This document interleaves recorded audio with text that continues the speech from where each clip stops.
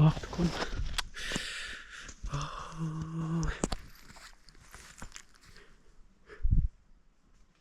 มาทางล่างบินออกอีกแล้วอยู่นี่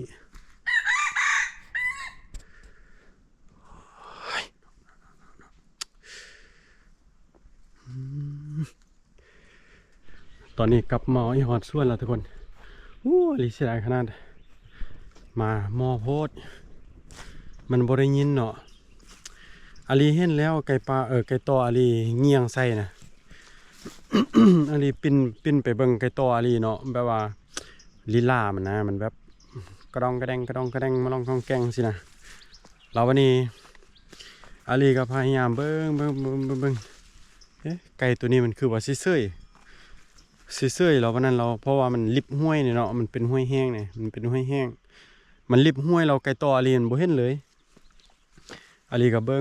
งทึกจังหวะอาลีจะเลี้ยวเบิ่งทางหลังนะมาบินไปเลยเนาะน่าจะทึกตอนจังหวะมันข้ามห้วยขึ้นมาทุกคนข้ามห้วยขึ้นมาปุ๊บเนาะแล้วปะนี้บอลมันสั้นเนี่ยเนาะขอโทษพอดีมันขึ้นพอดีอาลีเลี้ยวไปจังหวะมันยื้อคอเบิ่งเนี่ยเนาะถือว่าจ๊ะเอกันเลยนะแล้วก็ไปวับเรียบร้อยเลยเนาะ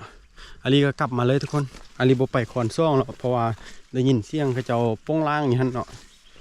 มังแหงทุกคนอาลียานเขาเจ้าอีนำมาห้าไกลเนาะกลับเลยเนี่ยนี่แหละอาลีบ่อยากมาทุกคนมาแบบว่าเคสอาลีมันคนมันลิ้นไล่เนาะส่วนไล่เขาลิ้นลำโพงนะลิ้นลำโพงแล้ววันนี้เข้ามักหน่วยไก่เนาะเข้าบุคอยลิ้นแล้วเข้าบุหูว่าไก่ตอมันขั้นแบบไก่ตอมันขั้นอยู่แอกแรกอยู่หัน3-4-5คำอยู่หันรอแบบว่าคันเป็นคนเข้าหูนะเขาจะนี่เลยแต่อันนี้คนบุหูทุกคนเขานำไปนี่แหละอาลียานอาลีก็เลยกลับเลยเนาะแต่ก็ยามันเนาะ บริยิงกับบเป็นยังทุกคนอาลีก็สิกลับไปคอนห้าวๆแล้วอาลีจะไปปักคืนเอา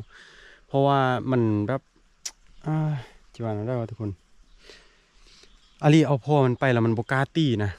มันโบกาตีเนาะอาลีก็แล้วเอาลูกมันไปแต่ว่าอาลีนั่งบนเปลี่ยนกับเพราะว่าทางนั้นย้านคนมาอาลีก็เลยนั่งทางตึบเนาะสุดท้ายบินนั่นแหละ